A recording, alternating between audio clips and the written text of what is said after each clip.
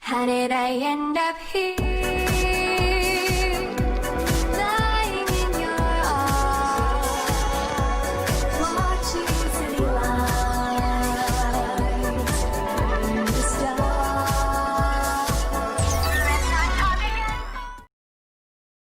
It's that time of year again. The time of year where I get to talk about my favourite games from the year.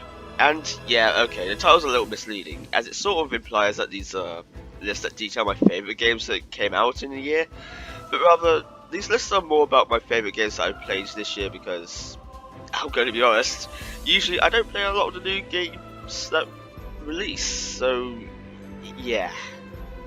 I mean, if I were going to list my favourite games that released this year, this list would probably only have 2 entries on it.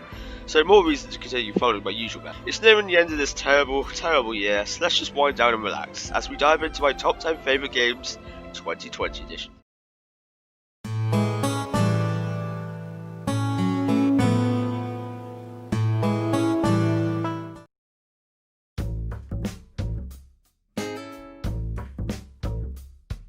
Animal Crossing New Horizons, or as I'm going to refer to it from now on, ACNH, is the newest release of the Animal Crossing franchise for Nintendo Switch. I sort of have mixed feelings about it.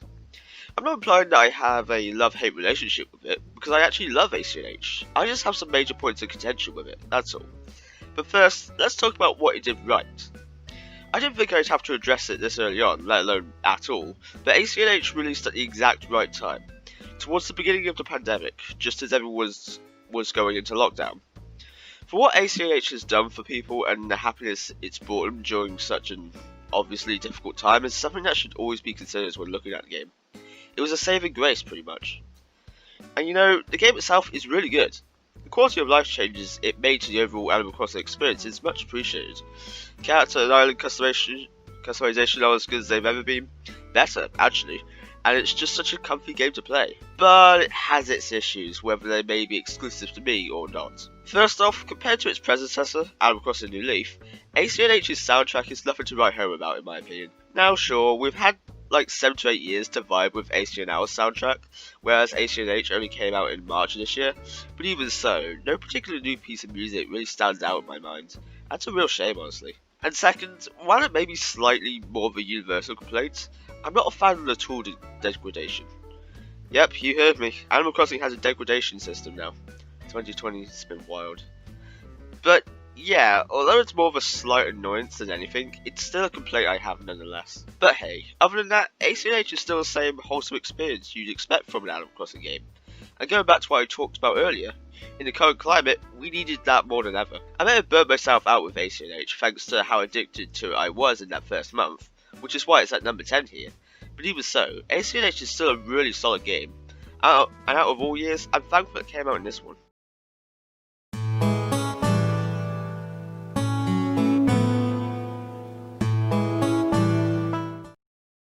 I'm going to be somewhat brief with this one, as I've already talked about Helltaker in length this year, so actually I'll just point you to my review of Helltaker, which I did in November, so you can get my full thoughts and opinions on it, without me having to cut corners for a different format of the video here.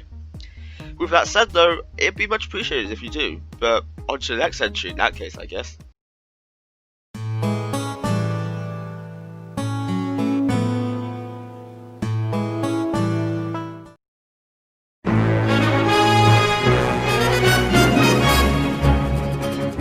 This year, after months and months of speculation, Nintendo revealed that they'd be releasing an All-Stars collection for the 3D Mario games, of which they did in late September. The collection featured 3 games, Super Mario 64, Super Mario Sunshine, and Super Mario Galaxy. There are no Super Mario Galaxy 2 strangely, which is arguably one of the best 3D Mario games to date, but that's besides the point here. Anyway, I, of course, picked up the collection on day 1 solely so I could play Galaxy on the go. Listen, set up the Wii each time to play games on it is just no. My TV doesn't even have AV cable ports, for God's sake. And sure, I have an HDMI upscaler, but my TV is a difficult piece of trash, so I'm getting off topic here. Back on topic here, I played through Galaxy again for the first time in like 4 years. I massively enjoyed it again. 13 years later, it still holds up with its godlike orchestral soundtrack. It's still visually pleasing graphics. It's fun and unique galaxies it has to explore, and a bunch of smaller things like Rosalina's storybook and just the overall gameplay experience. And with the All-Stars version of the game, the controls are a little more refined, making for an even smoother experience. It's not to say the controls weren't good in the original, but the Wii Remote and its motion controls always felt a little invasive to me though. But I do realise that's more of a personal thing. I mean, if there's one thing I have to complain about, it's the gyro controls the All-Stars version decides to use for the ball rolling levels.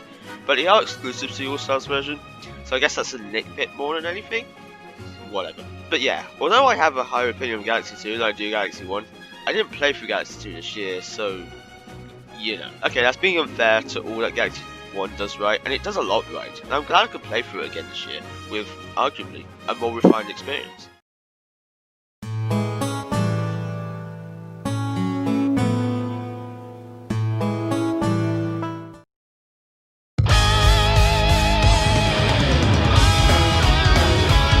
Hyrule Warriors is a rather simple game, but it's one that's bursting with content. Simply put, Hyrule Warriors is Dynasty Warriors, but with a Zelda coat of paint. That's it. And while the very brief summary just then may seem like a deterring factor to some, for me at least, that's all I needed to enjoy it. All you do is cut through hordes of enemies with ease, in a manner that can only be described as cathartic bliss. As I said, it's a really simple premise, but sometimes that's all you need to sell something to people. I bought the Switch version of Hyrule Warriors, the definitive edition, back in June, and for 2 weeks or so, I slaved over it, and I had a lot of fun. The story mode is one thing, being your somewhat generic Zelda plot with Ganondorf eventually being revealed as a true evil, but it's the adventure mode that really occupied most of my time, being a series of various, sometimes interesting challenges, but you accomplish with specific characters and or limitations. The game also has a rocking soundtrack that's perfect for this type of gameplay, consisting of many high-energy heavy metal tracks for you to slay hordes of enemies to, something the following Hyrule Warriors game, Age of Calamity, lacks. Focal Line is probably one of, if not the best piece in the game, which is the track that plays when you turn the tides of the battle in your favour, and it really makes you feel like you're on the cusp of victory. And if I remember to, it should be playing in the background now. Truth be told, I don't actually have a lot to say about Hyrule Warriors, other than it's a really solid Zelda spin-off that's perfect for relieving stress or whatnot, and I really think it should be talked about more.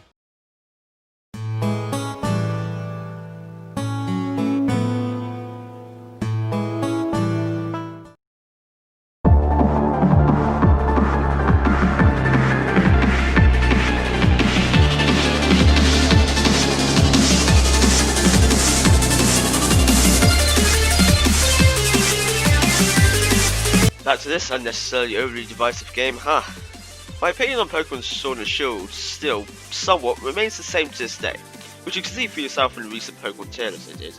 But now, thanks to the Isle of Armor and Crown Tundra DLC that released this year, I now think that Sword and Shield are complete packages. Now, sure, 1, a good chunk of Pokemon are still missing, including some of my favourites, but for the product that Sword and Shield is when you take a step back, it is pretty solid, and 2, Sword and Shield was at number 3 last year on my previous lists, now being at number 6, but that's only because there was super tough competition this year, so yeah. I don't personally feel like I have to justify my opinion on these games, especially when I say that I just had fun with them. I mean, I even did a second playthrough of Sword towards the start of the year because I just wanted to play through it again so badly, only a couple months removed from my first, which is not even a treatment that Pokemon Black and White gets. Instead, receiving yearly playthroughs, so that kind of speaks for itself, and I continue to have fun with the games throughout the year furthered by the DLC. Simply put, I just have fun. What's so hard to understand? Oh, by the way, my team from the second playthrough cameoed in my Duels of Destiny series, remember that? Earlier this year in round 1 of the series. Just thought I'd mention that, you know, for world building purposes. Anyway, back to the point at hand. I really enjoyed and still do enjoy Sword and Shield. If you think these games are a spawn of Satan in terms of their quality, which I know some people actually do, just look at it this way. The only way from here is up. Also, I'm sorry I didn't get the Shield version. I want Melody to crush me with her fire.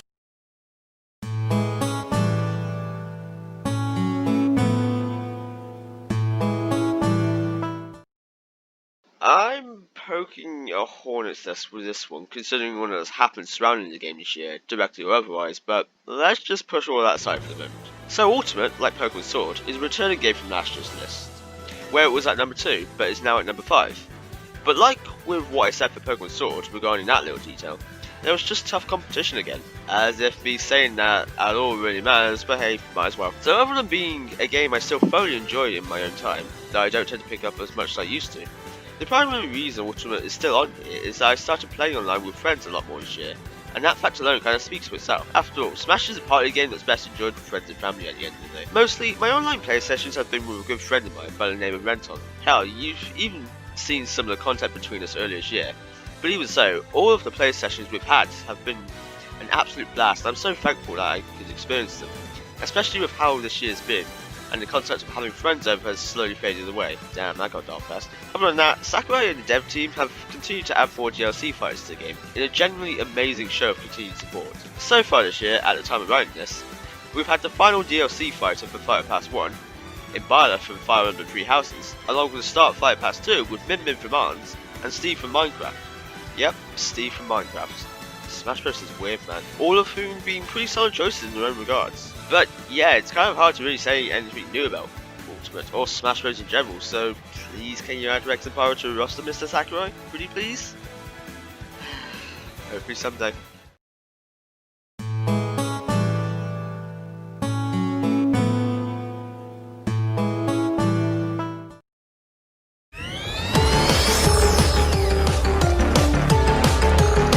So, funny story first. The primary reason for why I picked up this game in the first place is because a friend of mine, Tantal again, bought it by mistake when I was sending mixed signals about wanting to maybe play it sometime with him, not making clear that I didn't already own it.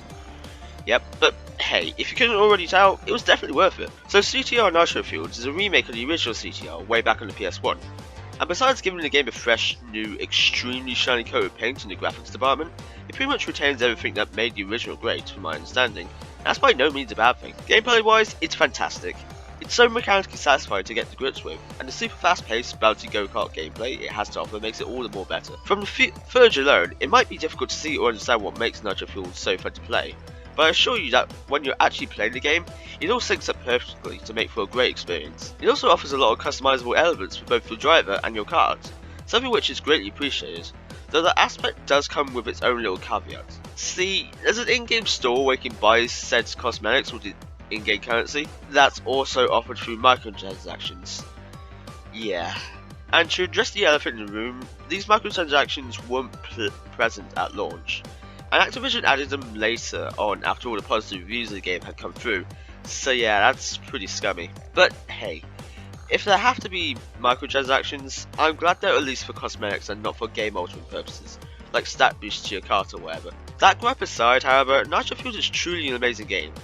Having a total of 43 tracks, including the original CTR tracks and tracks from Nitro Kart, all given that shiny new coat of paint I talked about earlier, and an extra 8, or 9 if you're on PlayStation, bonus tracks that were later added as free DLC. Truly, in terms of content, Nitro Fields has a lot to offer, and that extends to a number of other gameplay modes it has to offer. So while the inclusion of microtransactions that weren't present at launch leaves a sour taste in the mouth when looking at the game objectively, as an overall product, Nitro Fields is an extremely solid one that's sure to keep you occupied for a long time.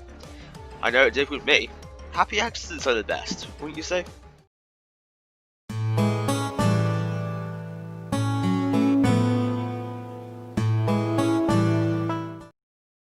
I don't really need to talk about this one here, as I've already done so in painful length so many times in the past. So just as I did with my How Taker entry, I'm going to direct you to my review of Overwatch that I did back in October. It's probably the definitive method of getting my thoughts on the game, not to toot my own horn or anything. And so, on to the next entry.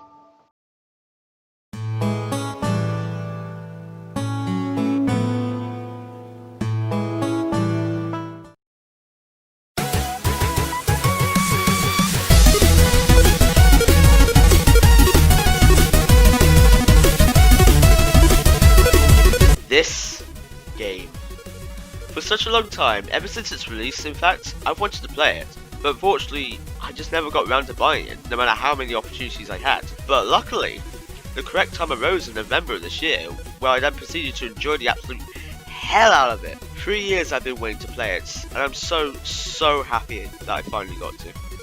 How speaking, you think this was the #1 entry, but no, you already know what that is if you've made it this far already, but yeah, in time, I had such a blast with this game that it's going to be hard to condense my thoughts for a given video format, but I will try anyway.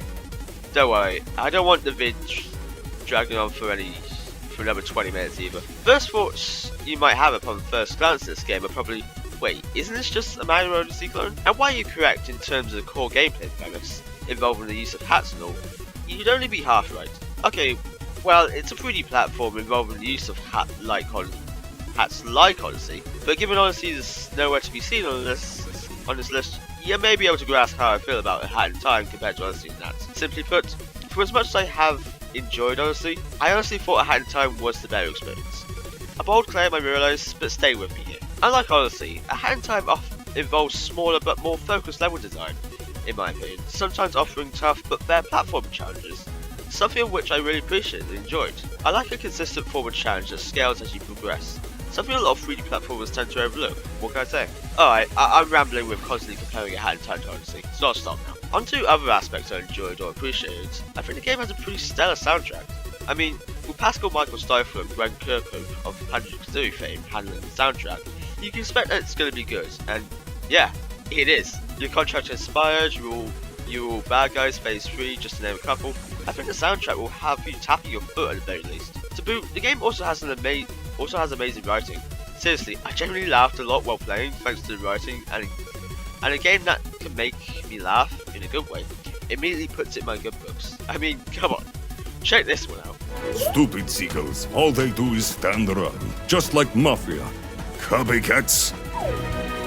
I mean, don't get me wrong, there were a couple of issues I had with the game, namely that of the camera and Hatkid's overall floatiness. It can feel like you're actively fighting against the camera in some places, and Hatkid's more floaty style of platforming can make precise platforming a little difficult, so the lack of tight controls is rather above mad.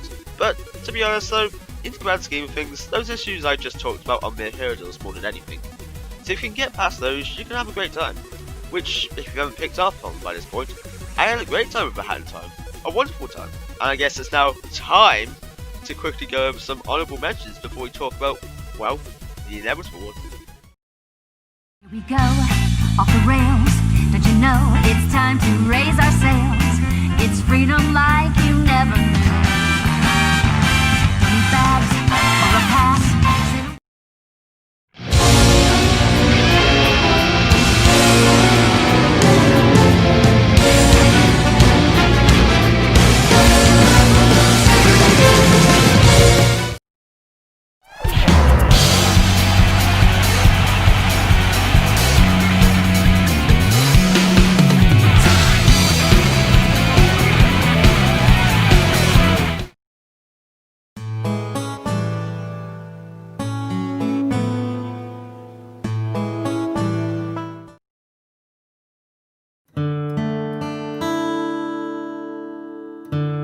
Xenoblade Chronicles 2 is still my favourite game, which I guess also makes it the first game on these lists to hold that position 2 years running, so that's something. Enough beating around the bush though, as I would kind of be repeating what I said last year, so even though I generally have a lot to talk about with XC2, I respect your time, so I'm not going to waste it. With that said, the primary reason for why XC2 is my favourite game is because of its characters. If you know me at all, you know I appreciate good character writing, and XC2 has got that in spades. Every main character and every side character, referring to the rare blades here, is super likeable in some way, whether that be their character or maybe just their design. I put together a tier list on my thoughts about every rare blade and main story blade on XC2 not too long ago, so I advise checking that out if you want my more in-depth thoughts on them. But regarding the other main characters themselves, aka the drivers, they're all great too. Favourite's Rex, as you know if you see my top 5 favourite Xenoblade characters list I did early on into the year.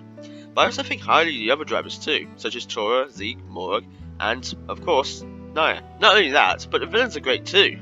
Malos, Jin, Akos, Mikhail, they're all great. Except Petroka. Hey, did you know that Petroka's voice actress also voices Agat, one of the many rare blades too? I found that pretty interesting, but anyway, yeah, unlike past Xenoblade games, XC2 has a heavy focus on characters, and that really works in its favour, especially in my case. But don't get me wrong, just because XC2 has a major focus on characters, that doesn't mean it sacrifices other elements in the process, like the story, because the story of XC2 is pretty intriguing. It explores themes of belonging and existence, but it's done in a way that's not just like, but why are we here, every few seconds, making it genuinely engaging. And, of course, being a Xenoblade game, you know it's going to have an amazing soundtrack, and it does. Truth be told, out of all the 3 current Xenoblade games, XC2 has the largest number of tracks that I like, whereas, say with the original, I only like a few. Most of XC2's soundtrack I love.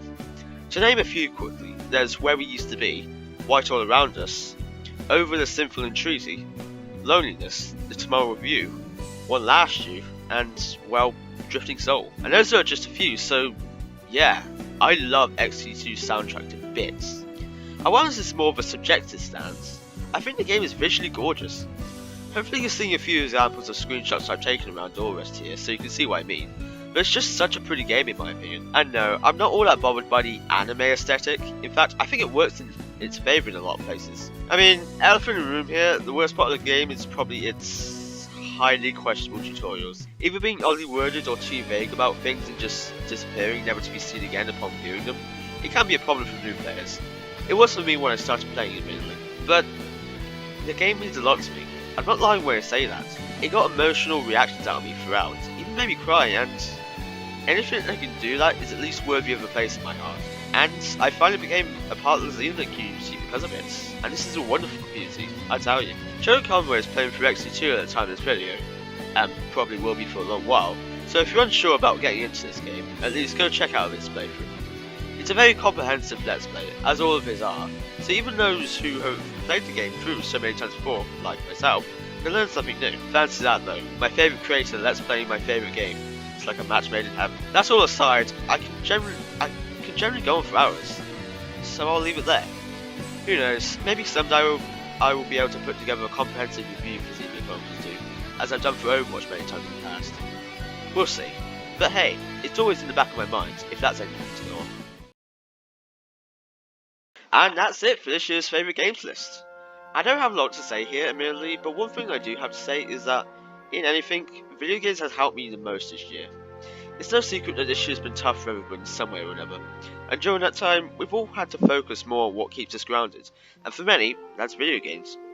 Whatever your favourite video game is, I hope you continue to enjoy it for the foreseeable future. Video games bring us together, they always have done, and that's something that I hope never stops.